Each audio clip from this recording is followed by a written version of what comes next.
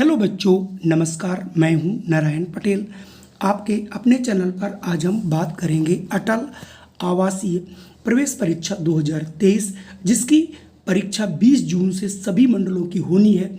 उसी के संदर्भ में गणित का जो है पेपर सबसे कठिन आता है, जिसमें बच्चे सबसे कम नंबर ला पाते हैं। इसके अपेक्षा जो हिंदी का पेपर आएगा 20 नंबर का 20 प्रश्न, वो आप सभी लोग कर लेते हैं, और जो रीजनिंग है उसके भी क्वेश्चन कर लेते हैं, लेकिन गणित के क्वेश्चन जो है आप लोगों को फंसाते हैं।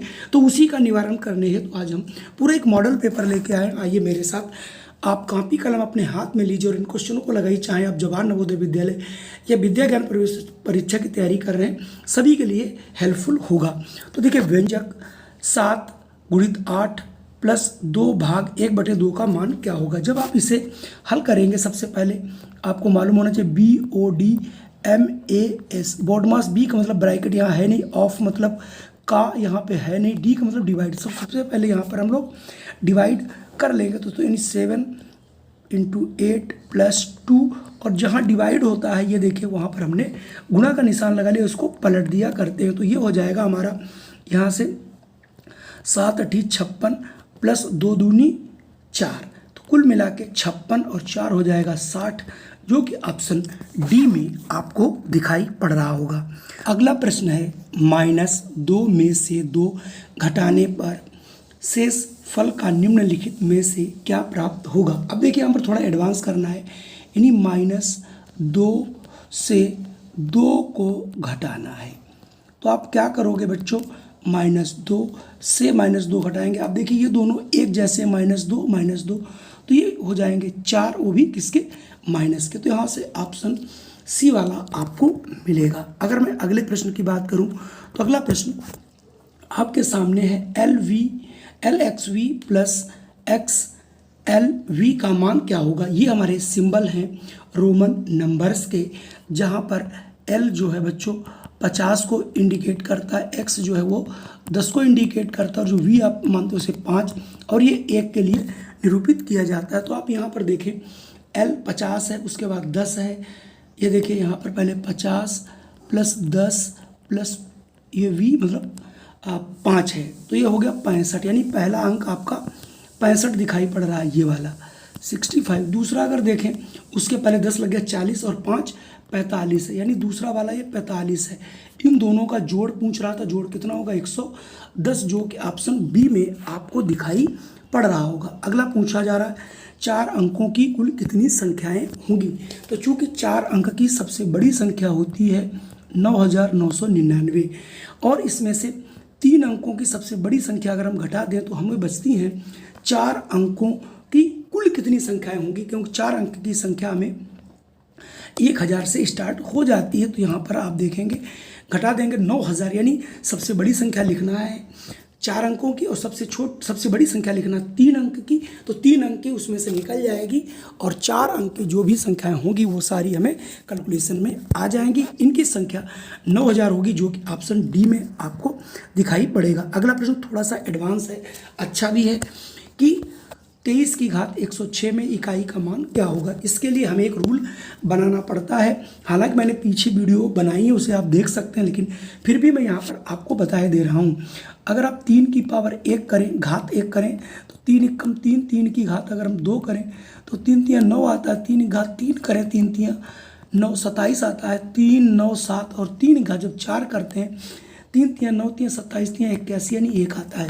हम ये कह सकते हैं कि 3 की घात 4 = 1 होता है। तो अब हम यहाँ पर 23 की घात 106 है, तो 106 को हम 4 से भाग कर लेंगे, तो चूंकि उसके इकाई का अंक 1 ही आएगा, तो 4 दूनी 8, 2 बचेगा, 4 छंग 24, यानी 2 की घात 24 × 26। तो अब हमारे पास 23 की घात बचेगा कितना, 2 शेष बच रहा था, ये वाला 2 यहाँ लगा देंगे, तो इसकी जगह हो गया 1, कि 23 घात 4 की पावर 1, इसका मान हो गया 1, इसकी घात 23, 1 का मान 1 ही रहेगा, इंटू, और 23 को यानी 2 बार गुणा करना, 3 × 3 = 9 आएगा, यानी इसका लास्ट का अंक 3 × 3 = 9, तो 9 एकम 9, इसका मतलब इकाई का अंक 9 आएगा। ये थोड़े एडवांस प्रश्न है, इसके लिए आपको देखना पड़ेगा। अगला प्रश्न विभाजिता से है। संख्या 2, 3, 4 और कुछ एक स्टार लगा है 5। यदि 9 से पूर्णतः विभक्त हो तो स्टार पर कौन सा अंक आएगा? तो 9 से विभक्त होने के लिए संख्या, जो दी गई संख्या के अंकों का योग 9 से विभक्त होना चाहिए। तो देखिए 2 + 3 + 4 प्लस स्टार प्लस 5, हम जोड़ लेंगे 3 2 5, 5 4 9, 9 और 5 हो गया ये 14, 14 प्लस स्टार। अब 14 में कितना जोड़ा जाए कि 9 के पहाड़े में आ जाए? 9 एकम 9, अभी कम 9 दूनी 18, यानी ये 18 आना चाहिए। तो यहाँ पर कितना होना चाहिए? 4। तो 14 में 4 जोड़ते हैं तो ये 18 आता है। तो इसका मतलब जहाँ पर ये स्टार है यहाँ पर 4 होगा, तो ये संख्या 9 से पूर्णतः विभक्त हो जाएगी। अगला प्रश्न आपके सामने थोड़ा अच्छा प्रश्न है कि संख्या 12, 18 व 24 में उभयनिष्ठ गुणनखंडों की संख्या कितनी होगी? तो उभयनिष्ठ का मतलब होता है जो दोनों में उपस्थित हों। उपस्थित होने के लिए आप क्या करोगे? सबसे पहले हम 12 लिख लेंगे। 12 को आप क्या लिख सकते हो? 2 दूनी 4 तिहाई 12। अगला अगर हमारे पास 18 है तो हम लोग 18 को क्या लिख सकते हैं? 2 × 3 × 3। और अगर वही बात 24 की लिखना जाए तो आ जाएगा 2 × 2 × 2 दूनी 4 दूनी 8 तिहाई 24। अब देखिए यहाँ पर कॉमन या उभयनिष्ठ, उभयनिष्ठ, उभयनिष्ठ का मतलब जो दोनों में हो। ये देखिए 2 दोनों में, यानी इसमें भी है, इसमें भी, इसमें भी। अब ये देखिए 3, ये वाला एक 3, यानी 2 व 3, 2 ऐसे गुणनखंड हैं जो बिल्कुल कॉमन हैं। तो इसका मतलब 2 और 3, 2 तिहाई मतलब हो गया 6। देखिए 6 से ये भी डिवाइड है, ये भी डिवाइड, ये भी डिवाइड, और कोई ऐसी संख्या नहीं है जिससे ये डिवाइड हो। इसका मतलब इसके 2 गुणनखंड कॉमन होंगे, 2 व 3। एक को हम लोग नहीं मानते हैं, ठीक है ना। उभयनिष्ठ में एक को देखो छोड़ भी दिया गया इन्होंने, तो इसका मतलब यहाँ पर ऑप्शन 2 वाला सही होगा। चलिए बढ़ते हैं अगले प्रश्न पर। अगला प्रश्न है आपके सामने 5 सही 2/3 गुणित 9 सही 4/3 के मान का 3/4 मान क्या होगा? तो सबसे पहले हम इनको सरल कर लेंगे। 5 या 15 2 17, तो ये आ जाएगा बच्चों 17/3 इंटू 9 या 27 4 31/3 का 3/4 का मतलब गुणा 3/4। आप ऐसे कर लेंगे, ये 3 कट जाएगा। अब आपके पास आ जाएगा 17 × 31/12। अभी कोई कट नहीं रहा, इसका मतलब इसमें उत्तर वही होगा जिसका हर 12 हो। ये ऑप्शन डी में मिल रहा है। इसका मतलब अब आपको गुणा या भाग नहीं करनी है। इसमें देखिए 2 आ रहा है, यहाँ 3, यहाँ 2। चूंकि कटना होता तो यहीं कट जाता, नहीं कट रहा है, तो यही इसका आंसर हो जाएगा 43 सही 11/12। मतलब आपको लगाने से पहले कुछ चीज़ें आपको ध्यान में रखनी है। अब आप देखिए 5000 प्लस 9 इकाई प्लस 15,000वां योगफल। तो देखिए 5000 का बच्चों ये 5000 हो गया, प्लस 9 इकाई है तो 9 प्लस 15,000वां भाग 15 का 1000वां, यानी 15/1000। तो ये हो जाएगा 5000 प्लस 9 प्लस इसको 1 2 3, यानी 3 के बाद डिसमल लगा देंगे तो ये आ जाएगा 0.015। जब जोड़ोगे तो आ जाएगा 5900.015। ये वाला ऑप्शन कहीं ना कहीं आपको दिखाई पड़ रहा होगा। ये ऑप्शन सी में मिल रहा है, जो कि बिल्कुल सही है। चलिए आगे बढ़ते हैं। अगला हमारा प्रश्न है कि 432/625 में किस संख्या से भाग दे कि प्राप्त संख्या पूर्ण घन बन जाए? पूर्ण घन के लिए 3 के जोड़े बनने चाहिए। तो सबसे पहले हम 432 के जब गुणनखंड करते हैं तो ये आता है 2 दूनी 4 दूनी 8। फिर इसको 2 से हम 1 2 3 4 बार करे थे अभी, और 3 × 3 × 3। तो एक तो जोड़ा ये मिल जाएगा, एक जोड़ा ये, यानी ऊपर से इसमें 2 बचेगा और नीचे ये 625 में 25 पंजे 125 पंजे 625। यहाँ से भी एक ये बन जाएगा 3 का जोड़ा, एक ये बना 3 का, एक ये बना 3 का, तो यहाँ बचेगा 5, तो बटे 5।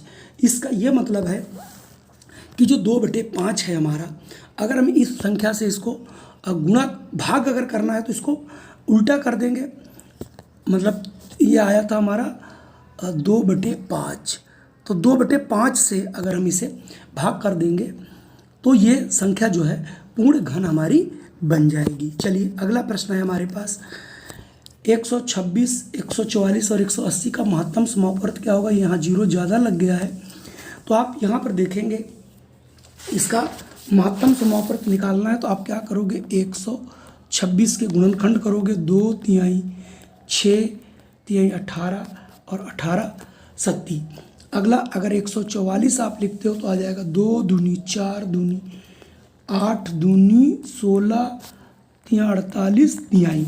ठीक इसी प्रकार से अगर आप 180 लोगे तो 2 दूनी 4 तिहाई 12 पंजे 60 60 तिहाई 120। अगर आप इसका जब एलसीएम लेने को वो महत्तम समापवर्त निकालना है तो आप देखिए यहाँ पर ये दो कॉमन है, इसका मतलब एक तो ये 2 आपका पूरा कॉमन मिलेगा, एक ये वाला 3 देखिए यहाँ से एक 3 लेते हैं, एक 3 यहाँ से उठा लेते हैं और एक 3 ये, तो दोनों में 3 3 और एक अगला 3 ये और अगला 3 ये अगला 3 ये, तो 2 तिहाई 6 तिहाई 18।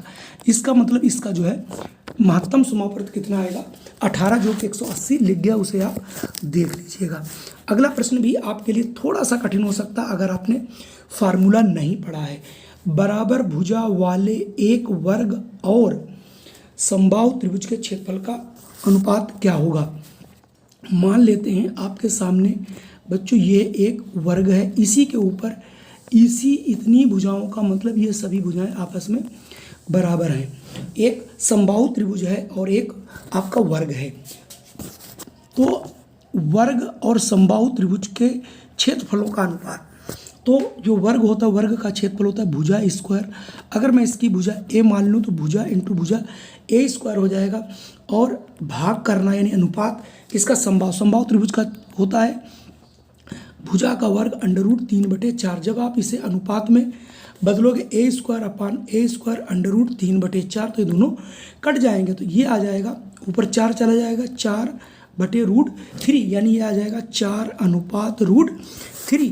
तो 4:√3 यहाँ ऑप्शन सी में दिखाई पड़ रहा होगा। अगर मैं अगले प्रश्न की बात करूं तो अगला प्रश्न यहाँ से है, अच्छा प्रश्न है जिसे आप जरूर निकाल लेंगे।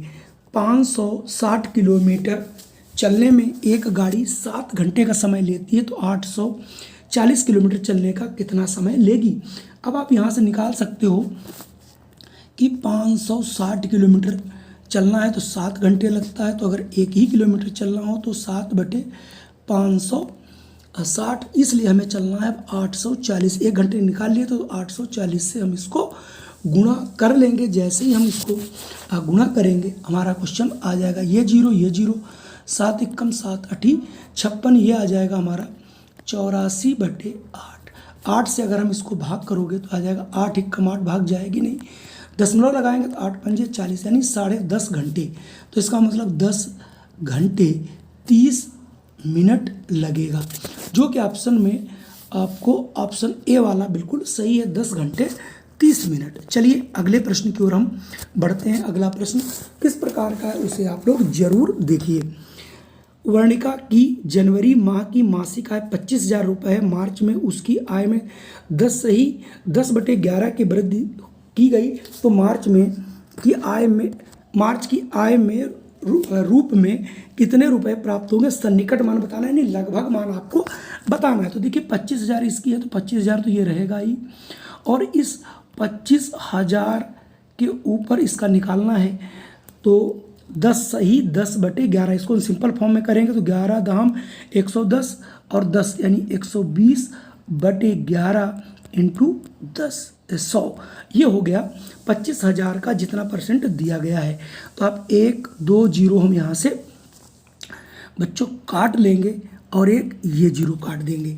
अब आप यहाँ से इसको थोड़ा सा हम सभी लोग सॉल्व कर लेंगे, और सॉल्व करने के बाद ये हमारा 11 है तो 11 से तो कटेगा ही नहीं, तो जब इसकी गुणा करोगे तो 12 पंजे 60 और है ना, और 12 दूनी 24 30, तो ये आपका आ गया 30,000/11। जब आप इसको भाग करोगे तो आ जाएगा 27। ठीक है, तो इसका ये मतलब है हुआ 25,000 में अगर हम 27 ऐड कर दें तो आ जाएगा 27,727। अब हम देखते हैं 27,725 है और कहीं है ही नहीं, तो ये यानी सन्निकट मतलब यहाँ से 2 हटा देंगे तो 25,725 रुपये ऑप्शन बी वाला सही होगा, क्योंकि सन्निकट मान में आप थोड़ा बहुत एब्रीविएशन करके निकालते हैं और ये ऑप्शन को बिना देखे आप इसे कभी मत निकालिएगा। चलिए बढ़ते हैं अगले प्रश्न पर।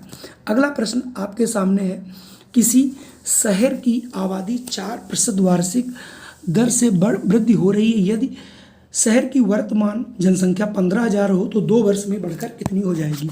ऐसे प्रश्न चक्रवृद्धि ब्याज से लगते हैं।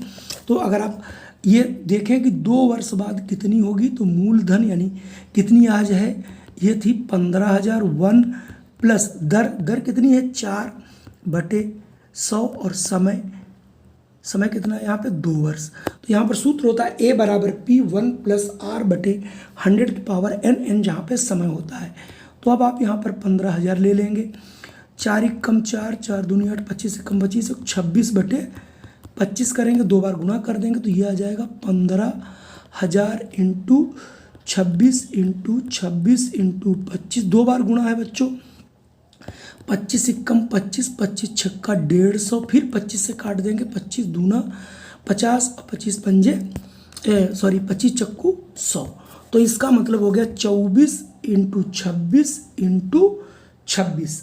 अब आप इन तीनों को हम लोग गुणा करेंगे, जैसे इसको गुणा करके लाएंगे तो यह आ जाएगा 16,224। तो 16,224 कहीं ना कहीं 25, 16 नहीं है 26 होगा, हाँ 26,224। तो 26,224, 26 नहीं 15 था, सॉरी, तो 15 में ये देखिए बी वाला 16,224। ठीक है, अगला देखिए प्रश्न हमारे पास है, लगातार सम संख्याओं का औसत 30 है तो सबसे बड़ी संख्या होती है। तो 7 अगर संख्याएं आपके पास हैं तो देखिए 1 2 3 4 5 6 7 और आपसे औसत है, तो औसत यानी बीच वाली 3 इधर छोड़ दी, 3 इधर छोड़ दीजिए, इसका मतलब जो बीच वाली संख्या होगी सम संख्या वो आ जाएगी 30।